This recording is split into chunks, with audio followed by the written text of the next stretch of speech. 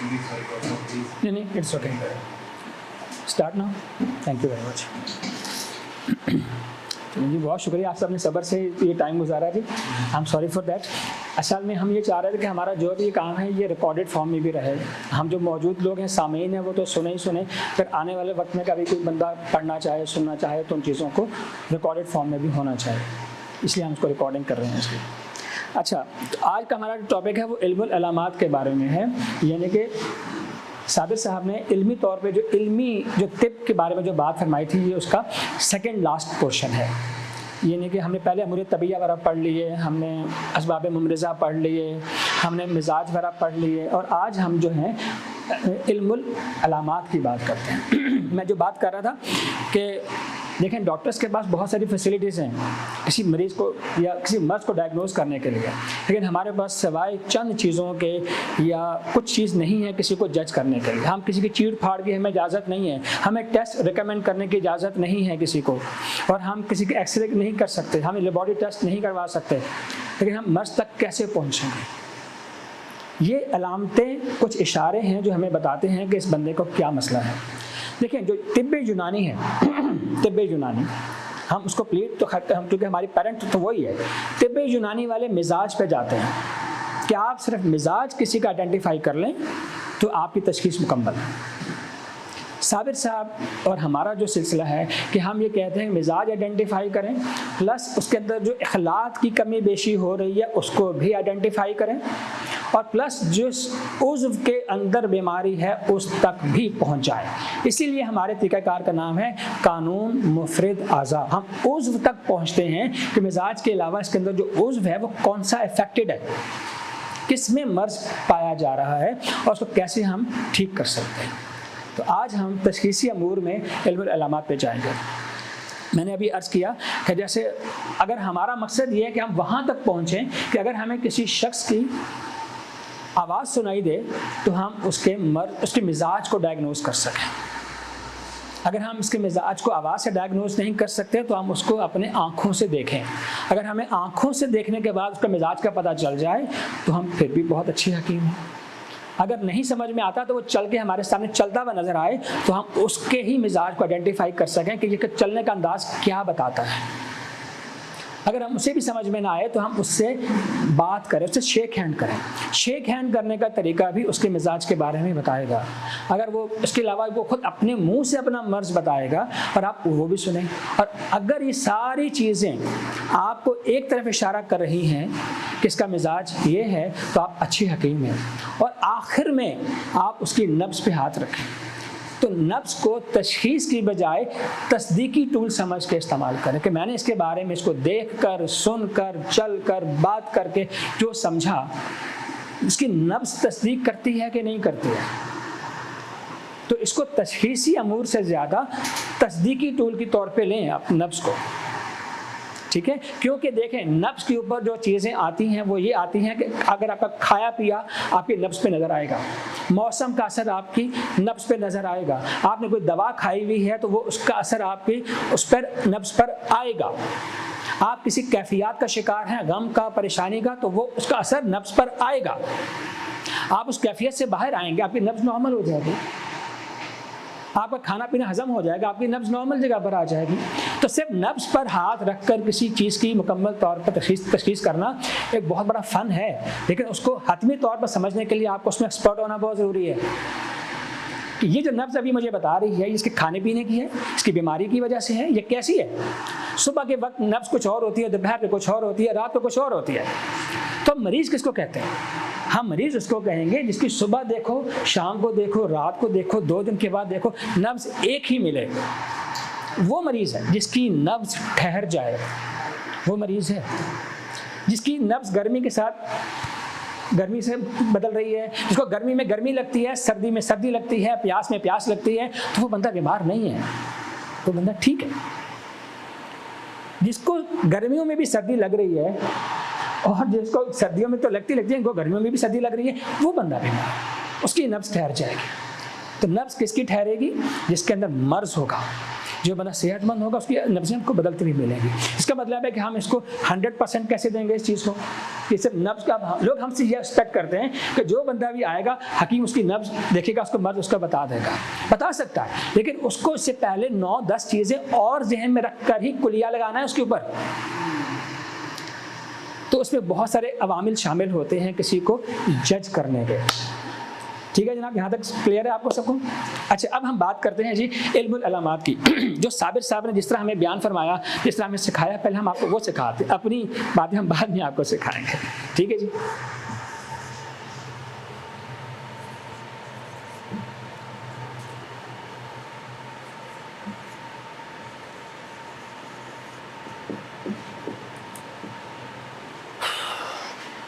जब कोई मरीज़ आपके पास आता है या डॉक्टर के पास कोई मरीज़ आता है, सबसे पहले डॉक्टर उसकी हिस्ट्री लेता है। जब तक किसी की हिस्ट्री ना ली जाए डॉक्टर उसका इलाज नहीं करता। पूछता है कहाँ से आए हो, कब से मर्ज़ लगा हुआ है, तुम्हारे ख़ानदान में था, किसी और को है नहीं है, क्या क्या इलाज तुमने करवाया, ये सारी हिस्ट्री कहलाती है। हिस्ट्री के बगैर हमारे यहाँ भी हिस्ट्री होनी चाहिए, और ये हम लोग नहीं करते। असल में लोग हमें आगे आजमाते हैं, और आगे आजमाते क्या है, सर नब्ज़ देखिए बताए मुझे क्या हो रहा है। ये नहीं कि वो हमें जादूगर समझता है, असल में ये जादूगरी तो है लेकिन उस लेवल की नहीं है। हम जादूगर बन सकते हैं अगर हमें ये वाला फन ठीक से आ जाए तो। अब उसके लिए क्या तरीक़ाकार है? सबसे पहले माजी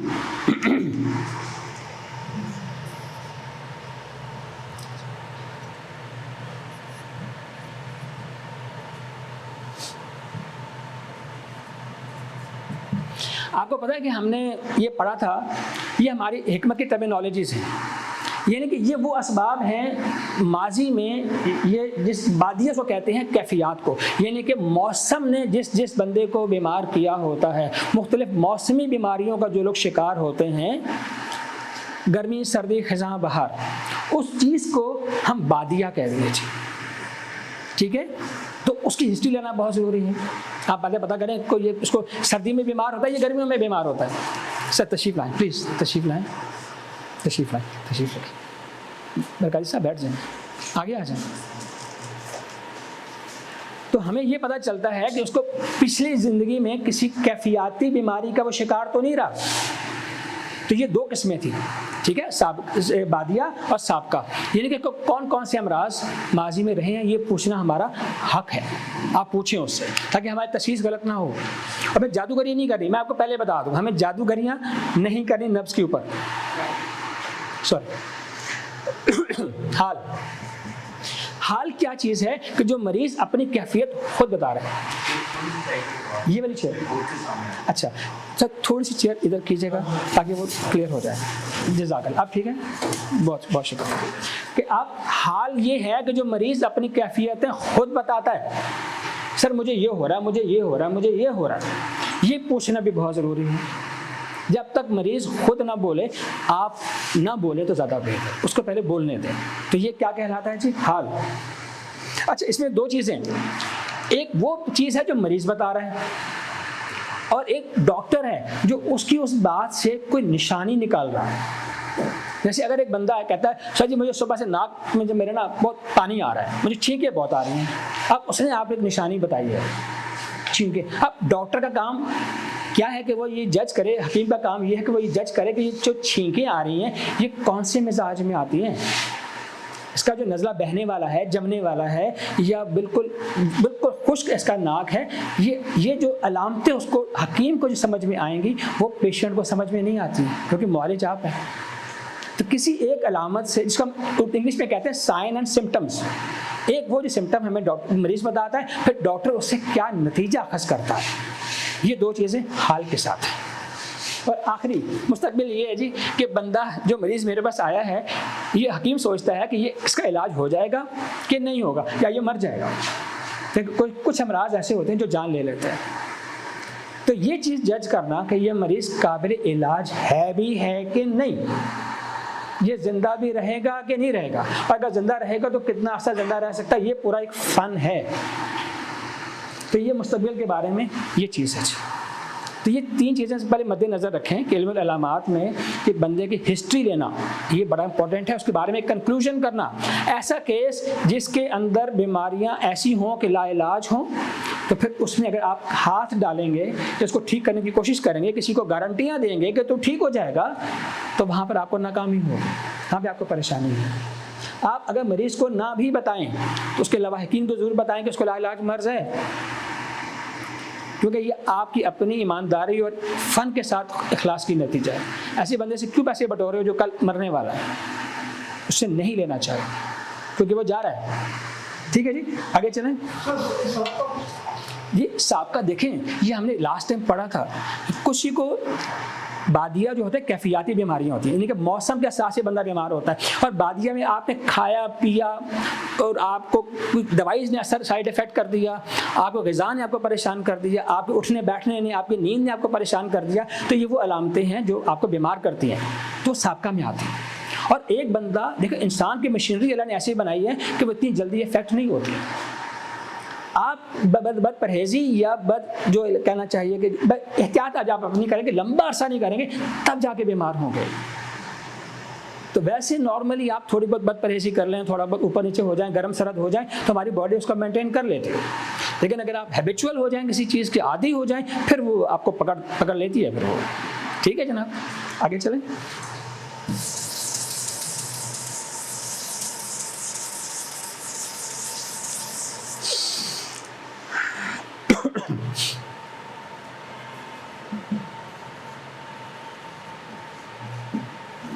अब हम वो बात करते हैं कि सिर्फ हमें देख कर कैसे पता चलेगा कि इसके अंदर क्या तब्दीलियां हो रही हैं, उसको अजनासी अलामात कहते हैं। कौन कौन सी जिन्स को हम चेक करें, जैसे आप सर से लेके पाँव तक एक बंदा आप अपने जहन में रखें। पहले क्या कुछ नज़र आता है? उसका सर नज़र आता है, उसके बाल नज़र आते हैं, उसका माथा नज़र आता है, उसकी आंखें नज़र आती हैं, कान नज़र आते हैं, चेहरा नज़र आता है, जिस्म कपड़ों के अंदर नज़र आता है, हाथ उसके नज़र आते हैं, उसकी ज़ुबान नज़र आती है, होंठ नज़र आते हैं। तो ये किस किस मिजाज की तरफ हमें निशानदेही करते हैं। आज हमारा टॉपिक कुछ शुरू में इस चीज़ के ऊपर है।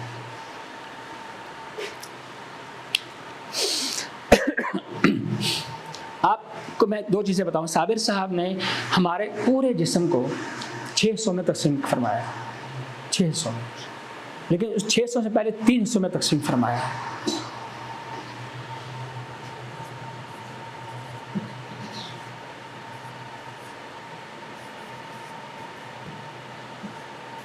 ये वाली तकौन साबिर साहब ने कहीं पे भी नहीं बनाई है, वो हमने से अपने सीखने के लिए बनाई है कि एक दूसरे का ताल्लुक है। कोई उस अकेला काम नहीं करता, वो एक दूसरे के साथ कनेक्टेड होता है।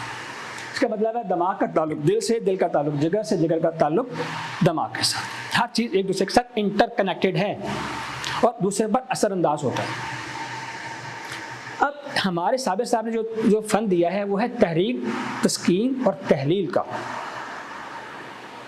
यहाँ पर अगर तहरीक होती है तो अगर इसका 1 नंबर देते हैं, इसको 2 नंबर देते हैं, इसको 3 नंबर देते हैं। अगर तहरीक इसके अंदर है तो इसके अंदर तस्कीन हो जाएगी और इसके अंदर तहलील हो जाएगी।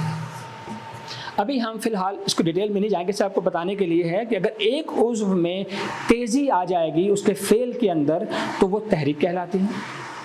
किसी में सुकून आ जाएगा, तस्कीन आ जाएगी तो वो अगला उज़्व होगा।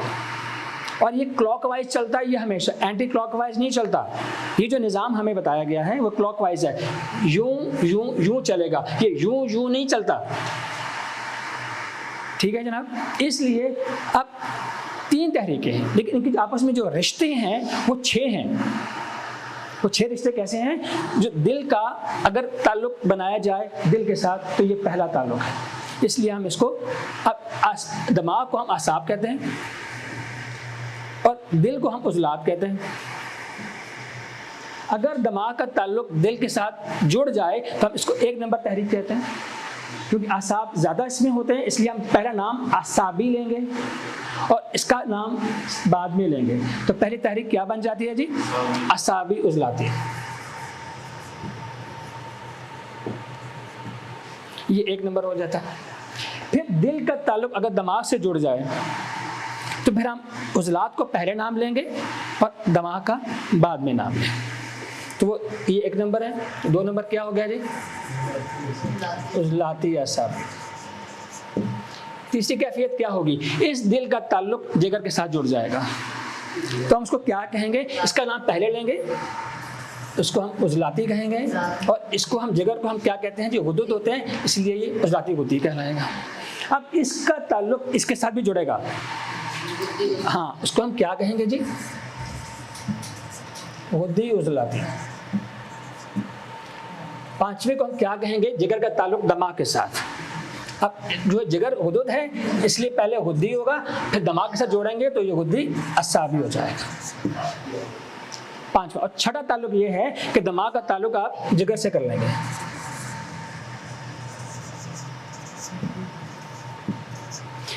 ये है बुनियादी तौर पर एक मुफरद उज़्व का दूसरे मुफरद उज़्व के साथ ताल्लुक। ये 6 ही पॉसिबल तरीके हैं। दुनिया जहां में अगर लाखों भी बीमारियां होंगी तो वह इन 6 तहरीकों के अंदर ही होंगी। आप इनसे बाहर कुछ चीज़ नहीं है। इसलिए बड़े बड़ी टर्मिनोलॉजीज, बड़े बड़े नामों, बड़ी बड़ी बीमारियों के नाम, उनकी एटियोलॉजी, पैथोलॉजी के पीछे अगर आप भागते फिरेंगे तो आप कंफ्यूज ही रहेंगे। और लोग आपको बड़े बड़े नामों, टर्मिनोलॉजी से ही मरूब करते हैं और हम इसी से डरते हैं। लेकिन कोई भी बीमारी इन 4-6 चीज़ों से बाहर नहीं है। हाँ, वो नज़ला ज़ुकाम से लेके मौत तक के, कैंसर तक के सारे अमराज इसके अंदर आते हैं। ठीक है सर जी। तो ये हमारी अलामात हैं, ये हमें सीखना चाहिए कि 6 हमारे पास टोटल तरीके हैं और अलग अलग है। लेकिन आप इसको साबिर साहब में मिटा दूँ, इनको मिटा देता हूँ।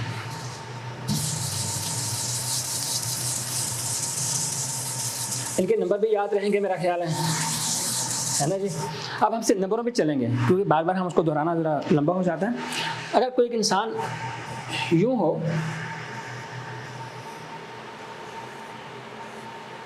ये हमने एक इंसान सिर्फ समझाने के लिए बनाया। साबिर साहब ने हमें तकसीम कर दिया है पूरे जिस्म इंसानी को 6 हिस्सों में।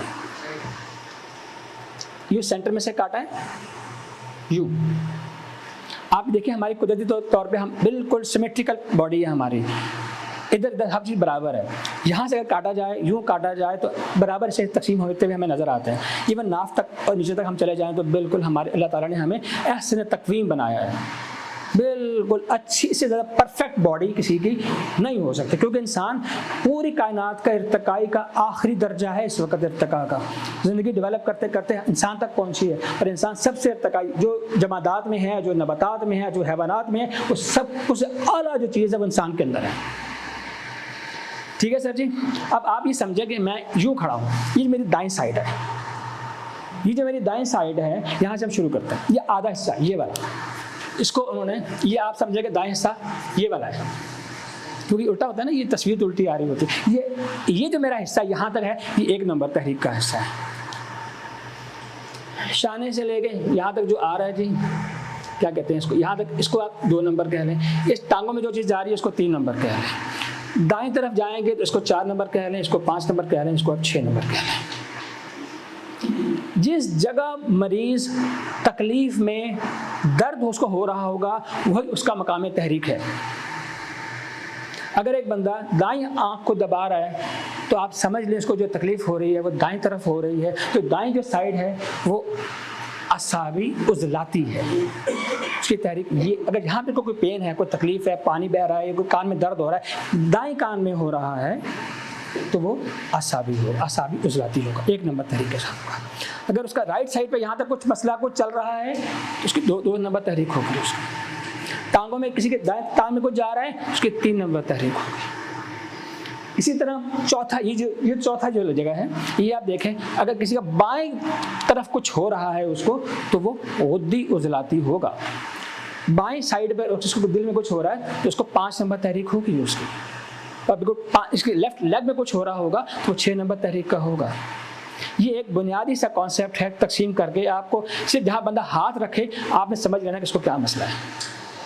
अब इसमें मैं आपको एक्सप्लेन करता हूँ, आप जरा इसको थोड़ा सा टेक्निकली भी समझने की कोशिश करते हैं। देखिए, शायद मुझे लगता है कि हम आज के टॉपिक में पूरी नब्ज आज शायद नहीं पढ़ा पाएंगे, क्योंकि टॉपिक बहुत बड़ा है। जितना हम पढ़ पा रहे हैं उतना हम पढ़ते हैं अभी। देखें, हाँ, क्योंकि बहुत लंबा टॉपिक है सर।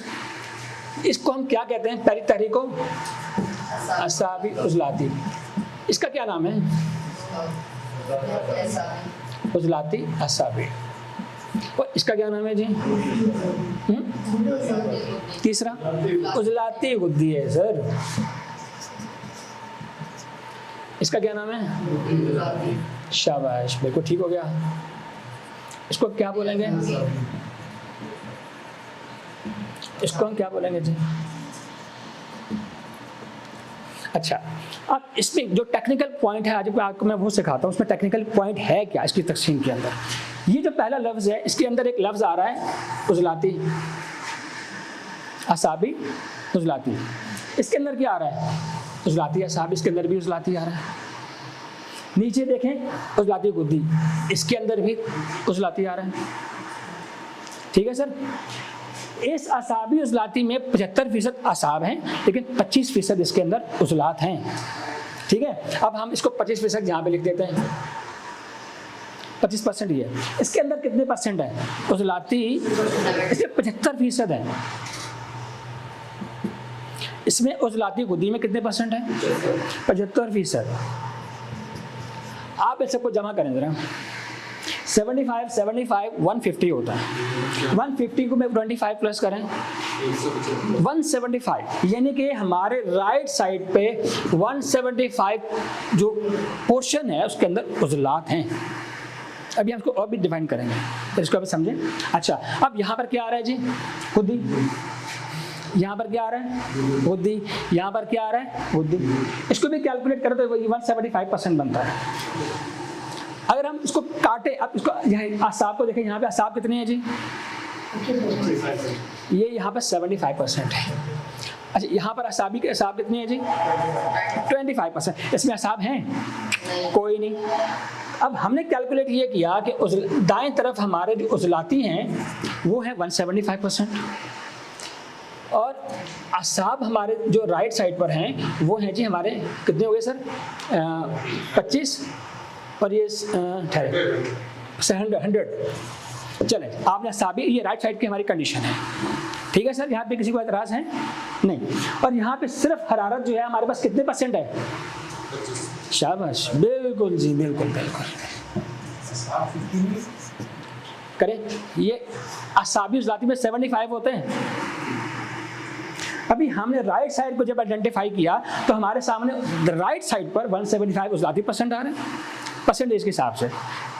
असाबी हमारे पास 100 आ रहे हैं और गुद्दी हमारे पास 25% आ रहे हैं। यहाँ तक क्लियर है सर? बस एक कंसंट्रेशन, एक वैल्यूज़, हम वैल्यूज़ की बात कर रहे हैं। अब आप लेफ्ट में जाएं, यहाँ पर गुद्दी कितने हैं जी? गुद्दी ये 75 है। यहाँ पर गुद्दी ये भी 75, यहाँ पर गुद्दी, यानी कि 175%। जब आप लेफ्ट साइड पे जाएंगे तो गुद्दी आपको मिलेगा जनाब 175, लेफ्ट साइड हमारी। अब आप जाएं असाब की तरफ, देखें इस यहाँ पर देखें, यहाँ पर उज़लाती कितना परसेंट है? 25। यहाँ पर कहीं है? नहीं। यहाँ पर कहीं है? नहीं। तो हमारे पास यहाँ पर उज़लाती कितने आ रहे हैं? शाबाश, 25 आ रहे हैं। अब आप यहाँ पर ज़रा वो चेक करें असाबी, यहाँ पर असाब कितने परसेंट है? ये 25% है। यहाँ पर कितने हमारे पास? 75%। तो टोटल कितने हो गए? 100। ये टोटल कंसंट्रेशन हमारी पूरी बॉडी की आती है। ठीक है, आप इसको समझते कैसे? हम इसको समझते इस तरीके से हैं कि हमारी पूरी लेफ्ट साइड को जो मैक्सिमम नंबर हैं, राइट साइड पे देखें तो सबसे ज़्यादा जो नंबर हैं वो उज़लात के हैं राइट साइड पर, और बाएं तरफ देखेंगे तो 175% गुद्दी हैं। आपको पता है कि जो मर्द होते हैं उनकी जो असल जो सही लोग होते हैं उनकी जो कैफियत होनी चाहिए वो 2 नंबर और 3 नंबर तहरीक होनी चाहिए। जो मर्द होता है, जवान मर्द, उसके उज़लाती असाबी या उज़लाती गुद्दी तहरीक होनी चाहिए। इसीलिए वो काम करते हैं, मेहनत करते हैं, मजदूरियाँ करते हैं, उज़लात ज़्यादा स्ट्रॉन्ग होते हैं। इसीलिए हम दाएं हाथ से काम करने वाले ज़्यादा लोग होते हैं। ठीक हो गया जनाब? इसके मुकाबले में आप लेफ्ट साइड देखें तो हमारी गुद्दी सबसे ज़्यादा है, 175%। असाब यहाँ पर भी 100% थे तो यहाँ पर भी 100% हैं। हमारी राइट साइड पे उज़लात की हुक्मरानी है, हमारे लेफ्ट साइड पर हुदूद की हुक्मरानी है, और असाब इन दोनों में बराबर तकसीम हुए हुए हैं। क्लियर? गुड। अगर आप यहाँ तक हमारे साथ चल रहे हैं तो आप ये सोचिए कि जो औरतें होती हैं वो सारी गुद्दी होती हैं तकरीबन, उनको 4 नंबर और 5 नंबर में होना चाहिए। ये उनकी नॉर्मल तबई तहरीकें हैं। तो 4-5 में होंगे तो अपने गुदूदी तो एक्टिव होंगे। ठीक हो गया। अब अगर मैं आपसे ये अर्ज करता हूं कि मेरी अगर दाएं आंख में तकलीफ हो रही है तो इसका मतलब है कि मेरे अंदर उजलाती ही कोई ना कोई बीमारी आएगी, क्योंकि हम ये कह सकते हैं दाएं साइड मेरी उजलाती है, बाएं साइड मेरी बुद्धि है, बस आप इसको उस तरह कह सकते हैं। अभी हमने जो परसेंटेज कैलकुलेट की है, दाएं तरफ कोई बीमारी होगी आप उसको उजलाती बीमारी समझ सकते हैं, बाएं तरफ कुछ भी हो रहा होगा उसको आप गुद्दी कह सकते हैं, और जो दोनों तरफ हो रहा होगा उसको आप असाबी कहेंगे। अब इसकी मिसाल क्या, अगर मेरे दाएं गुर्दे में पथरी पड़ जाए तो मैं उजलाती बीमारी का शिकार होऊंगा, मेरे अंदर उजलाती पथरी आएगी। लेकिन अगर मेरे बाएं गुर्दे में पथरी होगी तो वो गुद्दी पथरी होगी मेरे अंदर, और अगर मेरे दोनों गुर्दों में पथरी हो जाएगी तो मैं असाबी पथरियों का शिकार हो जाऊंगा। समझ में आया सर आपको? अगर मेरी एक आंख से पानी बह रहा है दाएं आंख से तो मैं उजलाती बीमारी का शिकार, अगर मेरी बाएं आंख से पानी आ रहा है तो मैं गुद्दी मर्जों का शिकार हूं, और अगर मेरी दोनों आंखों से पानी बह रहा है तो मैं असाबी बीमारियों का शिकार हूं। मिजाज समझ में आते हैं सर? अगर एक बंदे ने दाएं टांग में हाथ रखा हुआ यूं करके चल रहा है तो आप समझ लें कि उसको कहाँ तकलीफ हो रही है। एक ने बाएं टांग पे रखा हुआ है, एक बंदे ने पूरे जिस्म को दुख रहा है तो उसको असाबी तकलीफें होंगी। एक बंदे के आधी साइड पे हो रहा है तो उसको आप तशखीस करना आसानी है ये, और जहां वो मरीज अपने दर्द के लिए हाथ रखेगा वही उसकी जगह मकाम तहरीक है। सर यहाँ तक किसी का कोई क्वेश्चन है? तो ये तशखीस समझ में आई? आसान साबिर साहब ने इतना आसान कर दिया है कि आपको सिर्फ बंदे का, क्योंकि मरीज इतना तो बता सकता है मुझे दर्द कहाँ पर हो रहा है यार, मुझे तकलीफ कहाँ पर हो रही है। और हमारे यहाँ तो मरीज माशाल्लाह हमारे पास उस वक्त पहुँचते हैं जब उनकी सारी रिपोर्टें हो चुकी होती हैं, उनके सारे टेस्ट हो चुके होते हैं, 10 जगह से वो जलील हो गए आ चुके होते हैं, तब हमारे पास पहुँचते हैं। वो आगे हमें मर्ज बता रहे होते हैं कि भाईजान मुझे ये मर्ज है, आप इलाज करें इसका। और हालांकि होना क्या चाहिए कि डॉक्टर उसको बताए कि तुझे ये मर्ज है यार, हकीम ये बताए कि तुझे तो ये मर्ज है, क्योंकि हमारे पास वो फर्स्ट हैंड आते ही नहीं है, हमारे पास पूरे धक्के खाने के बाद पहुंचते हैं। क्योंकि हमारा इमेज लोगों के बारे में ये है कि ये बिल्कुल बकवास लोग हैं, तो कुछ नहीं आता और इनका तरीका इलाज भी बहुत स्लो है, फायदा ही कोई नहीं होता, लंबा अरसा चलता है। तो यार हमारे में तो इतना हौसला नहीं है ना यार, ठीक है? तो लोगों का ये प्रोपेगेंडा है। लेकिन याद रखिएगा कुदरत का निज़ाम एकदम से कभी तब्दील नहीं होता। बीमारी भी आती है तो रफ्ता रफ्ता, जाती भी है तो रफ्ता रफ्ता। जो इमीडिएट इलाज हैं, जो इमरजेंसी इलाज हैं, कभी भी लॉन्ग टर्म नहीं चल सकते, उनके अंदर पायदारी नहीं होगी, अलामतें गायब हो जाएंगी लेकिन मर्ज मौजूद रहेगा। जैसे आज मेरे यहाँ जख्म कोई जख्म बन जाए, पीप पड़ जाए, मैं ऊपर से टांके लगा दूँ, बज़ाहिर मैंने इस अलामत का इलाज कर लिया कि मैंने उसका मुंह बंद कर दिया, लेकिन अंदर तो उसका वो लावा पक रहा है यार, उसको तो निकाला ही नहीं मैंने। तो जब तक आप सिर्फ अलामात पे जाएंगे तो आप मुश्किल का शिकार रहेंगे आप लोग। जब तक आप उसके अंदर जड़ में नहीं जाएंगे तब तक आपको पता नहीं चलेगा। यहाँ तक क्लियर है सर जी? ओके, इसको हटा दूँ। मैं आपको एक छोटा सा फलसफा बता देता हूँ। देखें, बलगमी जितने लोग होते हैं ना जो, उनमें तरी ज़्यादा होती है, तरी पानी, और जो उजलाती बंदे होते हैं उनमें खुश्की ज़्यादा होती है, और जो सफरावी मिजाज के लोग होते हैं, गुद्दी मिजाज के लोग होते हैं, उनमें हरारत ज़्यादा होती है। टोटल ये 3 चीज़ों का पूरी दुनिया में बीमारियों का सेंटर ये 3 चीज़ें हैं। कभी रतूबत बढ़ी भी होगी या रतूबत गिरी भी होगी, एक मर्ज हो जाएगा। कभी खुश्की बढ़ी भी होगी, कभी खुश्की कम हो जाएगी, ये दूसरे टाइप का मर्ज हो जाएगा। कभी हरारत बढ़ी होगी, कभी हरारत कम होगी। इसके अलावा दुनिया का कोई मर्ज नहीं, सब इसके अंदर है। तो हमें सब ये आइडेंटिफाई करना है कि यार इसके सब मसला क्या है इन 6 चीज़ों में से। देखिए, हज़ारों बीमारियों में से उनको तलाश करना, सिर्फ ये चेक कर लेना कि इसमें इन 6 चीज़ों में से क्या चीज़ पाई जाती है यार, तो आपको जज करना कितना आसान होता है। हमें किसी बड़े तशखीसी टूल की बड़ी ज़रूरत नहीं है, सिर्फ ये चेक करना है इसमें बढ़ा हुआ क्या है, ये घटा हुआ क्या है इसके अंदर, बस ये चीज़ आपको चेक करनी है। यही हमारा आज का टॉपिक है। देखें, जब एक बच्चा पैदा होता है तो वो असाबी कैफियत में पैदा होता है, 6 नंबर तहरीक में पैदा होता है। वो ये कुदरती पहले तहरीकें समझ लीजिएगा। बच्चा पैदा होगा तो वो 6 नंबर तहरीक में पैदा होता है, उसके अंदर असाब और रतूबत ज़्यादा होती है और हरारत उसमें होती है। एक बच्चे को आप सिर्फ ज़हन में रखें कि वो कैसा होता है। फिर जब एक लड़का होता है, लड़का 8 साल की उम्र तक का होता है, वो और एक बच्ची में आप फर्क नहीं कर सकते। उनकी आवाज़ एक जैसी होती है, उनके जिस्म एक जैसे होता है, और खिंचे भी होते हैं, पतले होते हैं, वो सब एक नंबर तहरीक में होते हैं। 8 साल तक सब लोग असाबी उजलाती कैफियत में रहते हैं।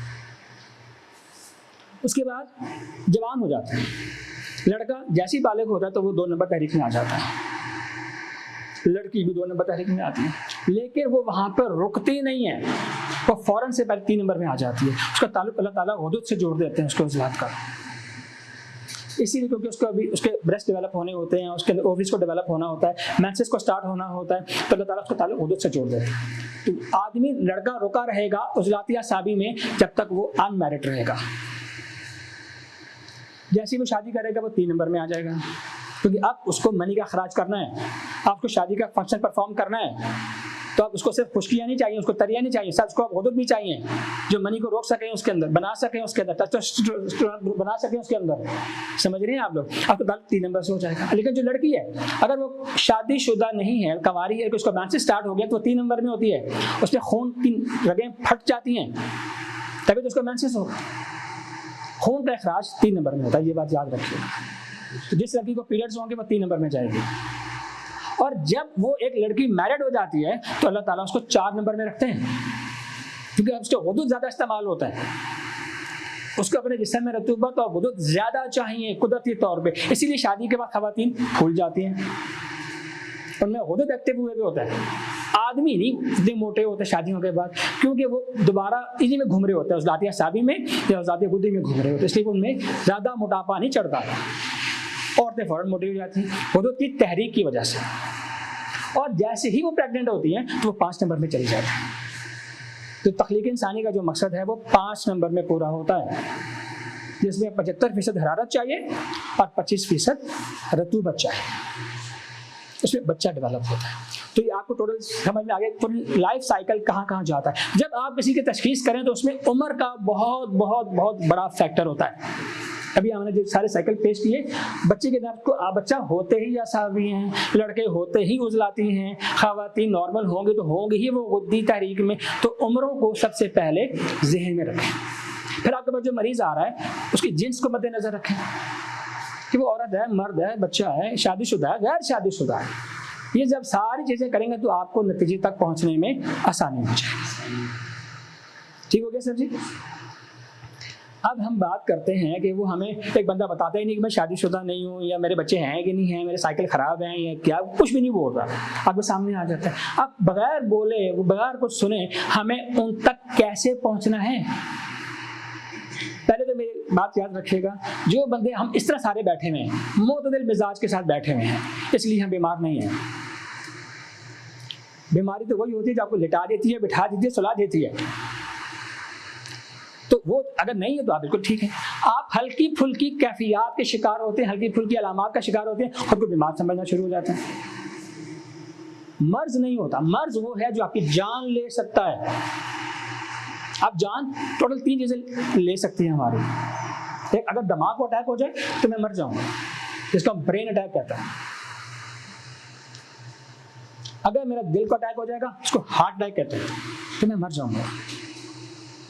अगर मेरा जिगर फेल हो जाए, जिगर मेरा फट जाए, तो मैं मर जाऊंगा। ये हमारे में रूह तबी, रूह हवानी और रूह नफसानी हमारे अंदर मौजूद है। इनकी मौत से ही मौत हुआ करती है। बाकी लोग हमें सिर्फ चिट चैट करते हैं, खांसी, नज़ला, जुकाम, बुखार, ये अलामतें होती हैं, ये अमराज नहीं होते। ठीक है, तो ये क्लियर होना चाहिए सर आपको। अलामात का इलाज बहुत आसान है, क्योंकि उनमें 80% असाब इन्वॉल्व होते हैं, क्योंकि असाब हमारे बाहर की तरफ होते हैं, तो उनको बीमारी जो हवा से आती है, मौसम से आती है, वबाई आती है, वो सब अंदर, तो बाहर से हमारे अंदर की तरफ आती है। जो पहला डिफेंस मैकेनिज्म है हमारा वो असाबी है। हमें जो नज़ला, जुकाम, खांसी, बुखार सब कुछ होता है, ये सब असाबी कैफियत में ज़्यादा होता है। ठीक है सर जी, तशखीस आसान होती चली जाएगी आहिस्ता आहिस्ता। अभी हम जा रहे हैं कि अगर हमारे सामने कोई बंदा आ जाए तो हम उसको कैसे जज करते हैं। हम सर से लेकर पाँव तक शुरू करते हैं। ठीक है जनाब, देखिए 3 चीज़ें हो गई। बलगम, एक मैं चीज़ क्लियर करना चाहता हूँ,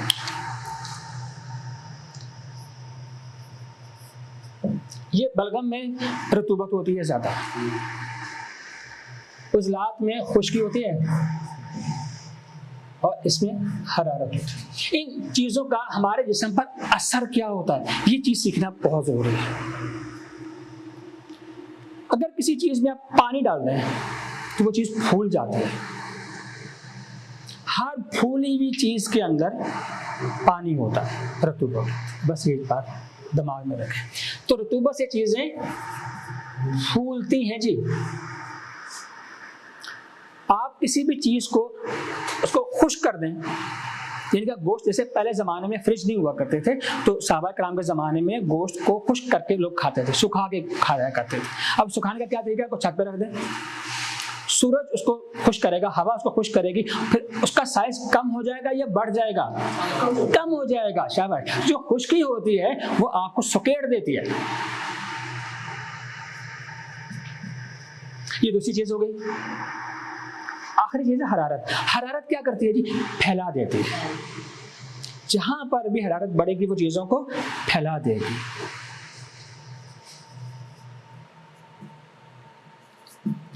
फैल जाना किसी चीज का। अब दोनों में फर्क क्या है, देखें, जो चीज जिसमें रतूबत ज्यादा होगी वो गोलाई में फैलेगी, फूलेगी। फूलना हमेशा सर्कल में होगा, गोलाई में चीजें फैलेंगी, फूलेंगी मेरा मतलब, सॉरी, फूलती हैं चारों तरफ से, उसको फूलना कहते हैं। खुश्की चारों तरफ से समेटती है किसी चीज को, सुकेड़ देती है चारों तरफ से। ये दूसरी चीज होगी। हरारत चारों तरफ को फैल जाती है। तो फैलने और फूलने में तो फर्क क्लियर होना चाहिए। अभी हमारे आज़ाद मैं आपको बताऊंगा कैसे फूलते हैं, तो कैसे फूलते हैं, तो फैल जाते हैं। बस ये हमें थोड़ा सा एक आइडिया दिमाग में पहले बिठाना है कि रतूबत से चीज़ें फूल जाएंगी, खुश्की से हमारी चीज़ें सुकड़ जाएंगी, और रतूबत से, हरारत से हमारी चीज़ें जो है वो फैल जाएंगी। खालिद साहब तशरीफ ला रहे हैं हमारे, तो उनको हम पहले वेलकम कर लेते हैं। उनको आने दीजिए।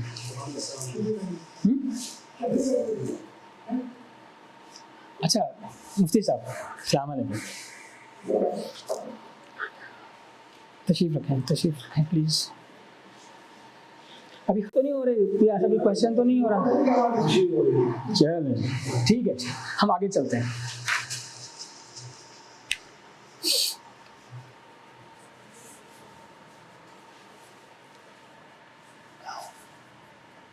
इसको ऐसे नहीं करते, बल्कि इसको खोल देते हैं।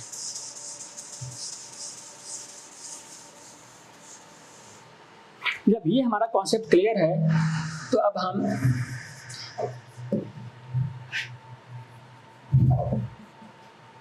क्योंकि इसको बुद्धि को यहाँ रखते हैं पहले और जलाती को यहाँ रखते हैं।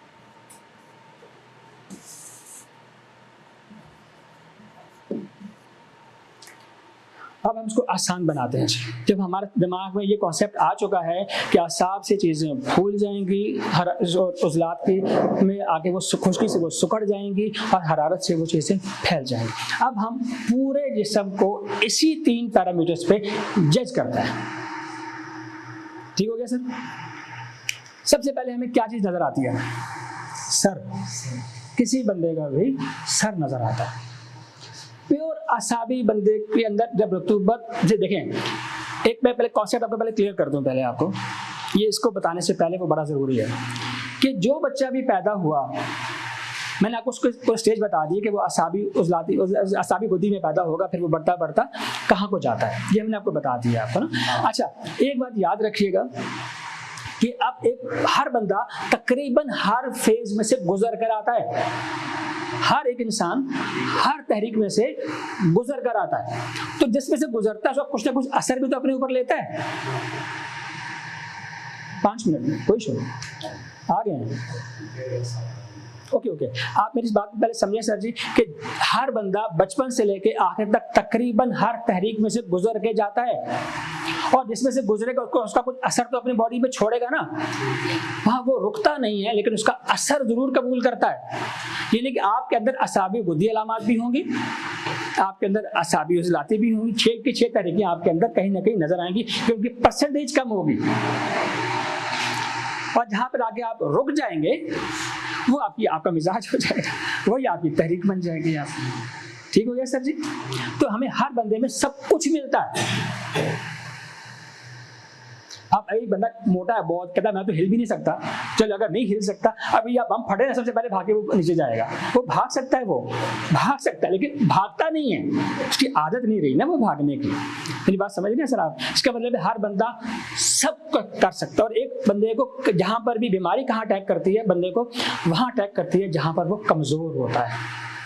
हमेशा बीमारी वहां आती है जहां पर आपका जिस्म का कोई भी एक हिस्सा कमजोर होता है। बीमारी हमेशा वहां पर आके हमला करती है। और अगर अंदरूनी तौर पे हमारी कोई बीमारी हमें अटैक कर ले तो उसको हमारे जो उज़्वे रईस हैं वो किनारों पर धकेल देते हैं। पूरे जिस्म में एक हमारी हुकूमत है, सल्तनत है, तो उसको किनारों पर, बॉर्डर से बाहर फेंकेंगे अपने दुश्मनों को, या बॉर्डर पे भेजेंगे। सल्तनत दारुल हुकूमतों में नहीं आने देते। ये बात सही है। तो इसलिए दिल की बीमारियां, दिल को बहुत कम बीमारी लगती है। अगर दिल को बीमारी लगी कि वो जान ले लेगी। दिमाग, असल ब्रेन को कोई बीमारी नहीं लगती है, उसके दूर दराज के जो असावी जो टुकड़े हैं, जो पुर्जे हैं, वो बीमार होते हैं। अगर दिमाग बीमार हो गया तो बंदा गया। इसलिए जिगर के हमारे हुदूद जो बहुत दूर दूर हमारे कहीं बॉडी में पड़े हैं, जिगर से बहुत दूर, वहां लगे वो बीमारी का इजहार करते हैं। जिगर को कोई डायरेक्ट अटैक नहीं करता जब तक वो बहुत बड़ी बीमारी ना आए, क्योंकि उनका अपना सेल्फ डिफेंस मैकेनिज्म है। इतनी जल्दी बीमार शिमार नहीं होते वो, इसलिए हम लोग जिंदा रहते हैं, घूमते फिरते हैं, और बॉडी खुद को रिपेयर करती रहती है हर वक्त, इसलिए कोई इशू नहीं होता। कि डैमेज हो गया हम ठीक हो जाएंगे। ठीक हो गया सर? तो बीमारियां इस तरह नहीं आती हैं। जब हम आप असाब की बात करते हैं, तो जो असाब है ना जी, ये एक ऐसा बंदा जो असाबी है। अब दो चीज़ें ज़हन में रखिएगा, जो बंदा भी जिस भी तहरीक के अंदर मौजूद है और जहाँ उसकी तहरीक रुक गई है, वो उसकी कब तहरीक बन जाएगी, ठीक है? उसके अंदर तमाम चीज़ों के असरात थोड़े थोड़े थोड़े थोड़े नज़र आते रहेंगे। ठीक है सर? ख़वातीन को कौन सी बीमारियाँ लगेंगी? गुद्दी। आदमियों को कौन सी बीमारियां लगेंगी? उजलाती। बच्चों को कौन सी बीमारियां लगेंगी? असाबी। ठीक हो गया सर? तो ये एक मोटे मोटे असूल हैं बीमारियों को जरा और उनकी चीज़ों को जज करने के। अब कुदरती तौर पे बंदा पुख्ता कब होता है? पुख्ता कब होता है? जैसे कहते हैं अकल बंदे को, उसकी एक मिसाल है कि अगर आप 20 साल के हैं तो आप अपनी ज़िंदगी के खूबसूरत तरीन स्टेज पर होते हैं, उससे ज़्यादा आप खूबसूरत नहीं हो सकते। 30 साल की उम्र में आप मसल्स के तो मस्कुलर तौर पे सबसे ज़्यादा मजबूत होते हैं, उससे ज़्यादा मजबूत नहीं हो सकते। 40 साल की उम्र में आप बहुत ज़्यादा दिमागी तौर पर, शौरी तौर पर अक्लमंद होते हैं, इससे ज़्यादा आप शौरी तौर पर नहीं आ सकते। इसीलिए अगर आप 20 साल की उम्र में खूबसूरत नहीं हैं, 30 साल की उम्र में आप मजबूत नहीं हैं, और 40 साल की उम्र में आप अक्लमंद नहीं हैं, फिर आप कभी भी खूबसूरत नहीं हो सकते, कभी भी आप मजबूत नहीं हो सकते, कभी भी आप अक्लमंद नहीं हो सकते। ये एक कॉन्सेप्ट है। मैक्सिमम खूबसूरती 20 साल की उम्र है, उसके बाद नहीं है। उसके बाद हम डाउन डाउन डाउन डाउन जाएंगे, अच्छे नहीं होंगे। ठीक है सर जी? इसीलिए तमाम अंबिया को नबूवत कब मिलती है? 40 साल की उम्र में, जब अक्ल व शऊर और जिस्म अपनी मजबूती की इंतहा पर होते हैं। और लोग उनकी बातों को हवा में नहीं उड़ाते कि 40 साल का बंदा कह रहा है यार, तो सही कह रहा होगा ना, सही कह रहा होगा, तो लोग उसकी बातों को वजन देते हैं। 18 साल का बंदा किसी को भी बोल रहा हो, लोग उसको समझते नहीं, तो उसको वैल्यू नहीं देते। समझ में आगे सके आपको? अच्छा, यहाँ तक जब हमने आपको बता दिया है, तो अब मेरा ख्याल है कि जो लोग, अब हम प्योर असाबी, प्योर उजलाती और प्योर खुद्दी मिजाज को समझने की कोशिश करते हैं, जो यूनानियों की बेस है। अब ये अखलाक की तरफ नहीं चाहते, हम 6 तरीकों की तरफ नहीं चाहते, हम प्योर असाबी, प्योर उजलाती, प्योर खुद्दी बंदे को जज करना शुरू करते हैं। ठीक है सर जी? आप खुद सोचें, अगर आप एक मर्द को सामने रखें जिसके अंदर, जैसे हमारे बाल सबसे ऊपर आपको नजर आते हैं किसी बंदे में, जिस बंदे के, अब टॉप टू बॉटम हम जाएंगे इसको चेक करने के लिए, जिस बंदे के सर पर बाल हैं, बाल पौधों की तरह होते हैं, जड़ी बूटियों की तरह होता है। कुछ पौधे ऐसे होते हैं जो उनको सारा साल पानी चाहिए, कुछ को 6 महीने में एक बार पानी चाहिए, किसी को 10 दिन में एक बार पानी चाहिए, और किसी को पानी में खड़ा रहना चाहिए, और किसी को पानी सालों में एक बार चाहिए। जैसे खजूर का जैसे दरख्त है ना, कुछ पौधों को रोज पानी चाहिए होता है। हमारे बालों को, आप उसको पौधों को सामने रखें मिसाल को, और बालों को सामने रखें, सर प्लीज। हम मिजाज शनासी की बात करते हैं तो यूनानी मिजाज शनासी की बात करते हैं कि हम मिजाज को तो पहले आइडेंटिफाई करें। अब हम उसमें हम शुरू से सर से लेके पाँव तक हम ये जज करने की कोशिश करते हैं कि बगैर किसी टेस्ट के हम किसी बंदे को ये बता सकें कि आपका मिजाज ये है। अब उसमें बहुत कुछ अभी सब कुछ आएगा। तो अब उसमें सबसे पहले जो असाब किसी बंदे में अगर बढ़े हुए हों तो उसकी जिस्म पर क्या असरात आते हैं। रतूबत अगर किसी की बढ़ी हुई हो तो उसके जिस्म पर असरात क्या आते हैं। पहली मैंने आपको मिसाल बताई थी, हर चीज़ जहाँ पर रतूबत होगी वो फूल जाएगी, गोल हो जाएगी, चारों तरफ से गोल हो जाएगी। तो जिस शख्स का सर बड़ा हो तो वो बंदा असाबी होता है। सर अगर आप शुरू करेंगे तो सर उसका बड़ा होगा जी। अभी उजलात की तरफ जाएंगे तो उजलात हर चीज़ को सुकेड़ देते हैं, तो उसका इसका सर छोटा होगा उसका। अगर आप गुद्दी की तरफ जाएंगे तो गुद्दी मुतदल होता है, दरमियाना होता है।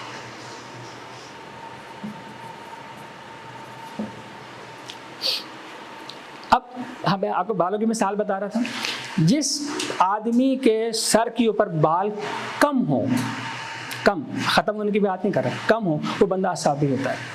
और उसके बाल सीधे होते हैं, स्ट्रेट होते हैं, उनमें कर्ल नहीं होता, और वो बाल ऐसे लगते हैं कि जैसे वो गीले हैं, जैसे बंदा अभी नहा कर आया है, क्योंकि उसमें रतूबत ज़्यादा होने की वजह से उसके बालों की कैफियत कुछ इस किस्म की होती है। स्ट्रेट बाल, कम बाल, हाँ ये औरतों के देखें, हाँ मर्दों के, आपको चीज़ें सेम मिलेंगी इसके अंदर, ठीक है। आपको बहुत कम बालों वाली औरतें भी आपको देखी होंगी, आप उनके बाल स्ट्रेट होते हैं, छोटी सी चुटियाँ बनती हैं, वो असाबी होती हैं, ठीक है जी। और जगह दरमियानी होगा वो गुद्दी, और जो बिल्कुल उजलाती होगा उसका सर छोटा होगा। लेकिन इसमें अभी फ़र्क आएगा अभी सर में। अभी सर मैंने सर बताया, बाल कैसे होंगे मैंने आपको बताया। बाल जो हैं जो असाबी के होंगे स्ट्रेट मैंने आपको बता दिए, प्लस उसके जो गुद्दी के बाल होंगे, देखें बाल को अगर आप हल्की सी हरारत के करीब रखें, शमा के करीब रखें, तो वो मुड़ना शुरू हो जाता है, कर्ल हो जाता है। जहाँ पर हरारत की ज़्यादती होगी वहाँ पर बाल कर्ली और घुंघराले होना शुरू हो जाएंगे। इसलिए जो जिसके बाल कर्ली हों और घने बाल होंगे वो बंदा गुद्दी होगा। जिसके बाल स्याह रहें, घने हों और मजबूत हों तो वो बंदा गुद्दी होगा।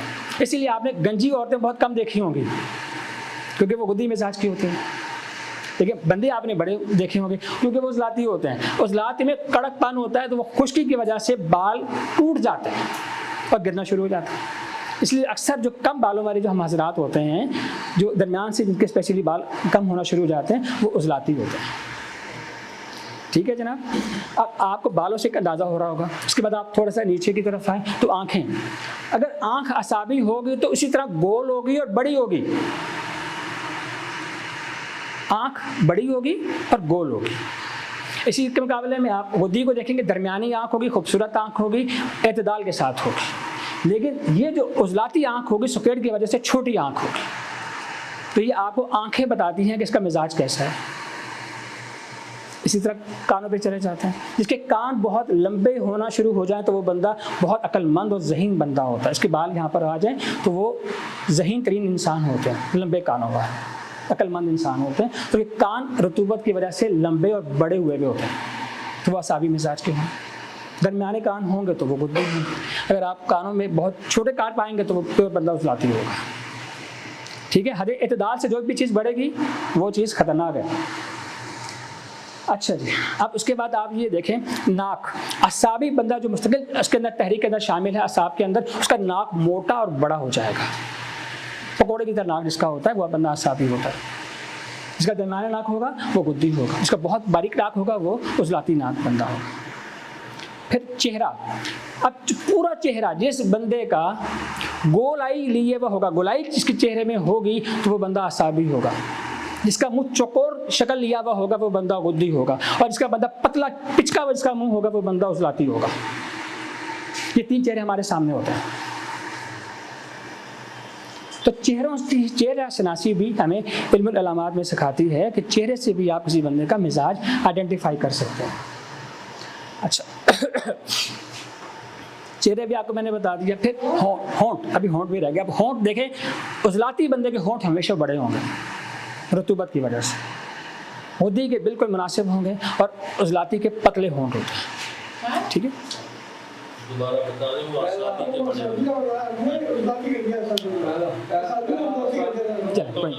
मैं दोबारा बता देता हूँ जी। देखिए असाब में रतूबत की वजह से जो चीज़ फूल जाएगी, उसके किसी के होंठ बड़े बड़े होंठ हैं तो वो असाबी में आते हैं, दरमियाने होंगे तो वो गुद्दी में, अगर बहुत पतले हो जाएंगे तो वो उजलाती में आते हैं। ठीक है, अच्छा जी।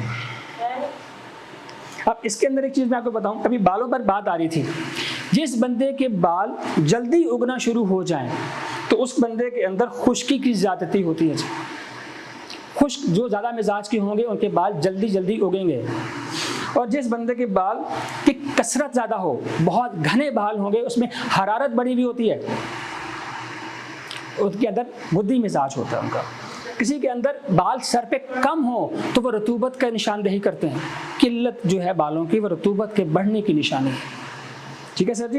एक बंदे के बाल बहुत मोटे होते हैं सर के ऊपर तो वो दुखान का नतीजा है। वो जो इनमें जो रीह बन रही होती है, जो दुखान बनता है, फुजलात बनते हैं हमारे, वो उसकी वजह से जिसके बाल होंगे वो मोटे बाल होंगे। इसकी वजह क्या होगी? उसमें दुखान बढ़ा हुआ है, धुआं बढ़ा हुआ है उसके अंदर। और अगर किसी के बाल बहुत पतले हों तो वो भी दुखान ही की वजह से होता है। यानी कि हमारे फुजलात ज़्यादा या कमी बेशी, किसी बाल बहुत मोटे या बहुत पतले होना शुरू हो जाते हैं। सॉरी नहीं कार्बन। अब ये जो घुंघराले बाल होते हैं, मैंने आपको क्या बताया, ये गर्मी खुश्की की अलामत है। जिस बंदे का मिजाज गर्म खुश्क होगा, या गर्म खुश्क 4 नंबर होता है ना जी, तो वो उसके बाल घुंघराले होंगे उसके। तो तीसरी बात, जिसके बाल बिल्कुल सीधे बाल होंगे, उसमें सर्दी तरी का गलबा होगा उसकी शख्सियत के अंदर। ठीक है जनाब। और जिसके बाल बिल्कुल स्याह रहते हैं, उसके अंदर गर्मी का गलबा है, उसमें हरारत का गलबा रहेगा। और जिसके बाल प्याजी हो जाते हैं, जैसे हमारे आधे यानी कि सफ़ेद हैं, आधे प्याजी से हो रहे हैं, तो उसके अंदर हमेशा सर्दी गलबा कर रही होती है, आहिस्ता आहिस्ता सर्दी गलबा करती है उसके अंदर। और अगर किसी के बिल्कुल बाल सफ़ेद हो जाएं तो वो सर्द तर मिजाज का हो जाता है। ये वो मिजाज हैं जो हमें बालों से शक्ल बताती है। यानी कि एक बंदा अगर मुँह से ना भी कोई बता रहा हो तो हमें कुछ उसके बालों से अंदाज़ा हो जाता है कि ये बंदा किस मिजाज के साथ खड़ा है। फिर जनाब अगली बात, ये सब आगे सर जी आपको। अच्छा, अब ख़वातीन में मर्दों में भी कुछ अलग अलग सिस्टम होते हैं। एक बात याद रखिएगा, जो मर्द होते हैं वो नाफ से ऊपर मजबूत होते हैं और नाफ से नीचे कमज़ोर होते हैं। और जो ख़वातीन होती हैं वो नाफ से नीचे मजबूत होती हैं, ऊपर कमज़ोर होती हैं। ये भी एक पहचान है, क्योंकि आदमी हाथों से कमाता है, मेहनत करता है, उसके अल्लाह ताला ने उसको डोले शोले और ये बॉडी दी हुई होती है, इसलिए वो वज़न उठाने की ताकत रखता है। ख़वातीन में ने वो ताकत नहीं रखी, लेकिन ख़वातीन को ये ताकत ज़रूर दी है कि वो 10 किलो का बच्चा अपने पेट में उठा के घूमती रहती हैं, और उनका लेवल हमारा लेवल से बिल्कुल अलग है। तो तशख़ीस में आदमियों के अमराज जहाँ पे तहरीक ज़्यादा होगी तो उसमें आप उसको वहाँ पे आइडेंटिफाई करेंगे। ठीक है, ख़वातीन के मसाइल, गुद्दी मसाइल ज़्यादा होंगे तो वो नाफ से नीचे आप ज़्यादा आपको मिलेंगे आपको। तो ये भी एक तशख़ीस का एक डायमीटर है जी।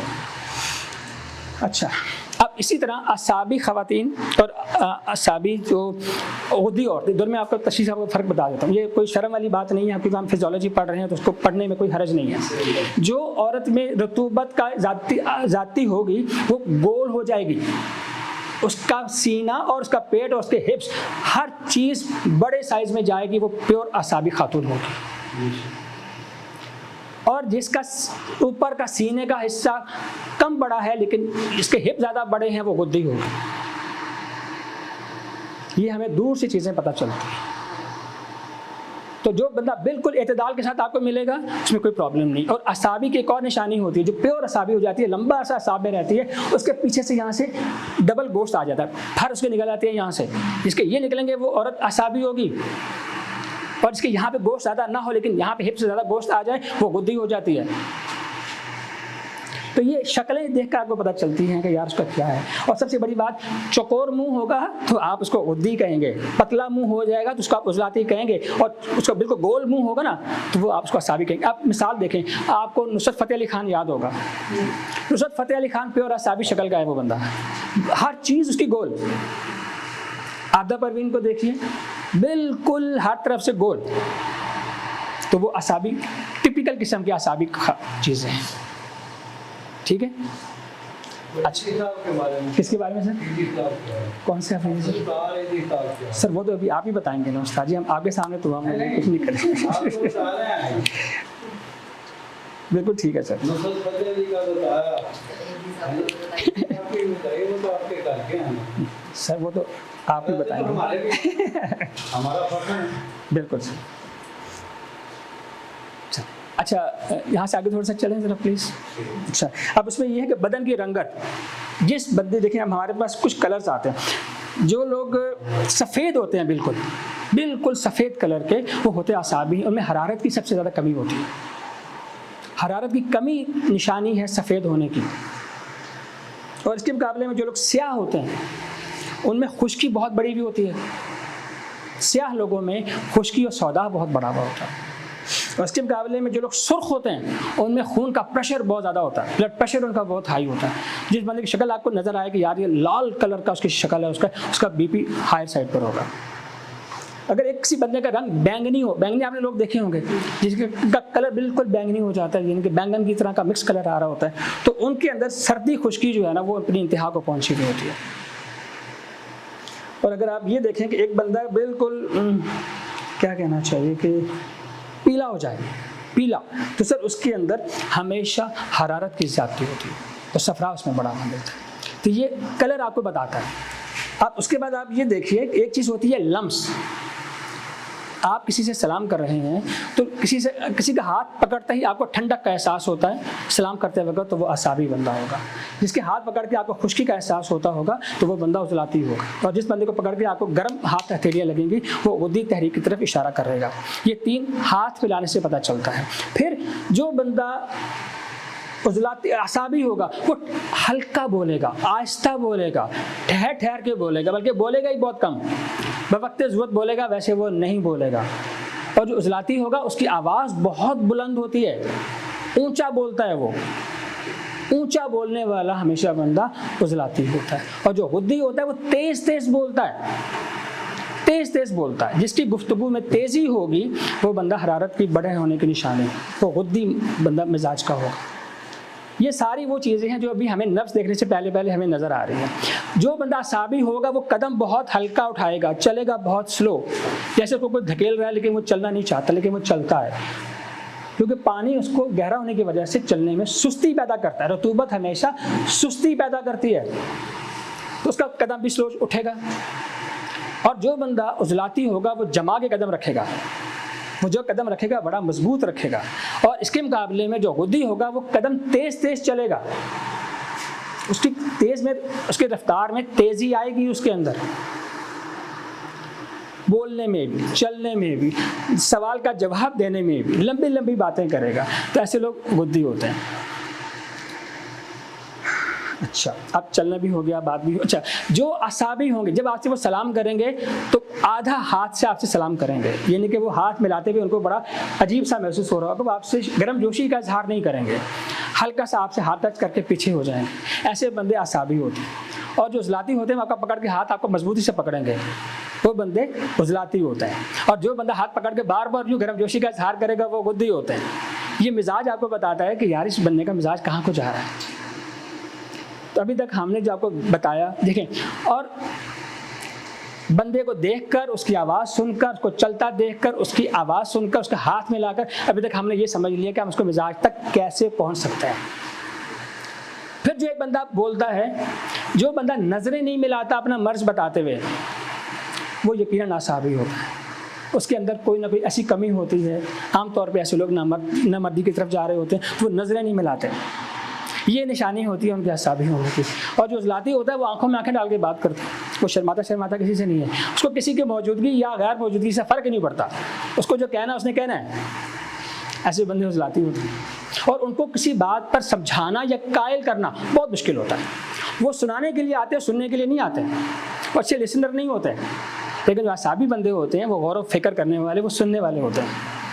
लेकिन जो उजलाती होगा वो आपको सुना के जाएगा, सुनेगा कोई नहीं और अपनी बात ही कहेगा, वो बंदा उजलाती होता है। और जो गुद्दी होता है वो दरमियाना सा होता है, कभी मान लेगा कभी नहीं मानेगा, लेकिन उसका मिजाज दरमियाना सा होता है। ठीक है, तो आपको सलाम करने से, बालों से, शक्ल से, इन सब चीज़ों से आपको अंदाज़ा हो रहा होगा।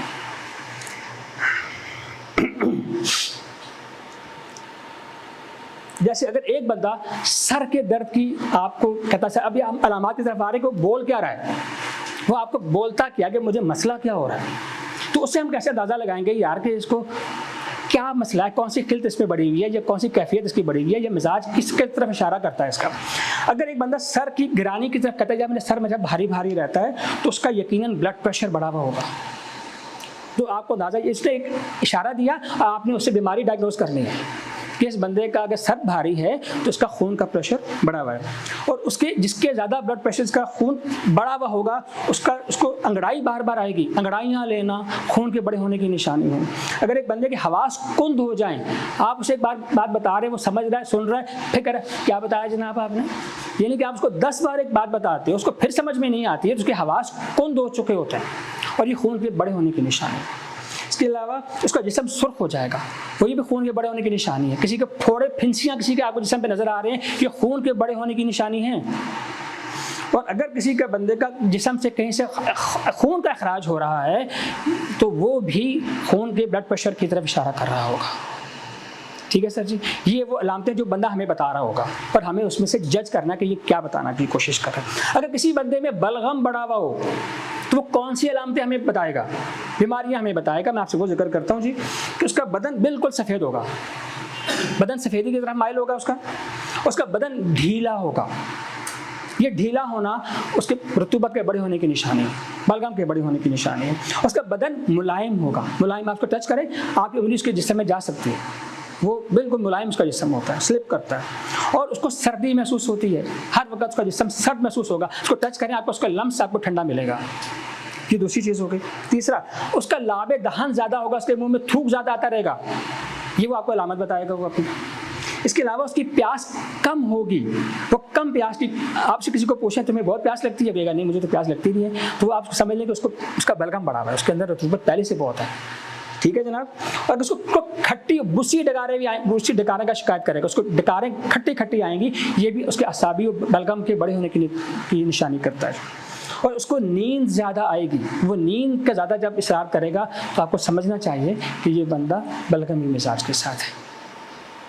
अब हम चलते हैं जी, अगर किसी बंदे का सफरा बढ़ा हुआ हो, प्लीज़ एक छोटी सी बात जो है ना, जो बहुत क्लियर करनी जरूरी होती है, जैसे लोगों को भी बात पता चलती कि बलगम हम किसको कह रहे हैं, वो आप उसको मेंशन करें कि बलगम खिल्त को कह रहे हैं, हम काफ को उसको नहीं कह, स्पुटम को नहीं कह रहे। नहीं वो सर, ये आप ज्ञान से है ना, पहले सारे हो चुके हैं सर वो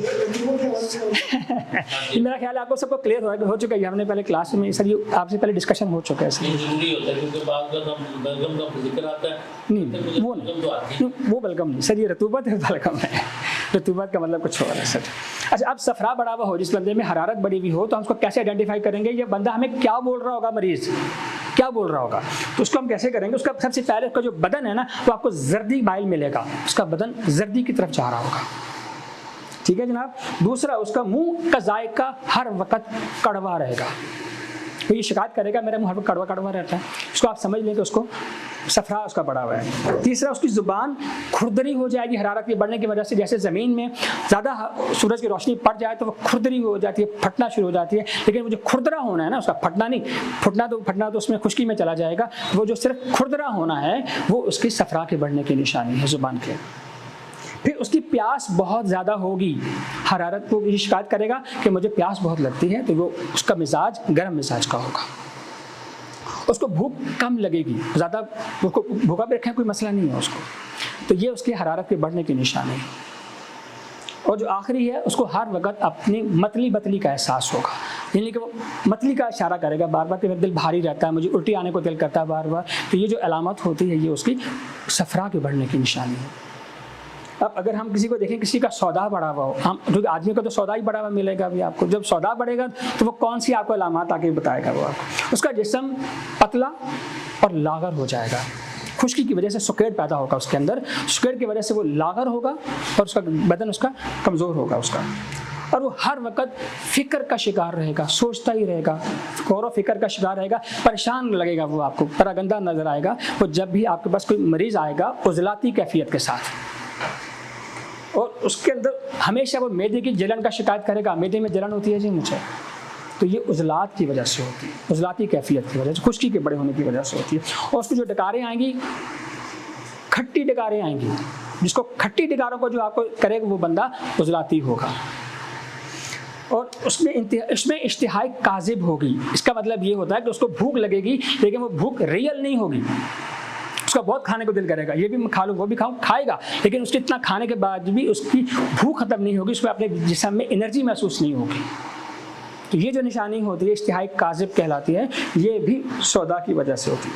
और उसका पेशाब हमेशा सुर्ख आएगा और गलीज़ उसका पेशाब होगा, ये भी उसकी सौदा की बढ़ने की वजह से। उसका जो बदन है वो स्याही माइल होगा, सांवला, इस वजह से उसके अंदर उजलाती कैफियत ज़्यादा बढ़ेगी।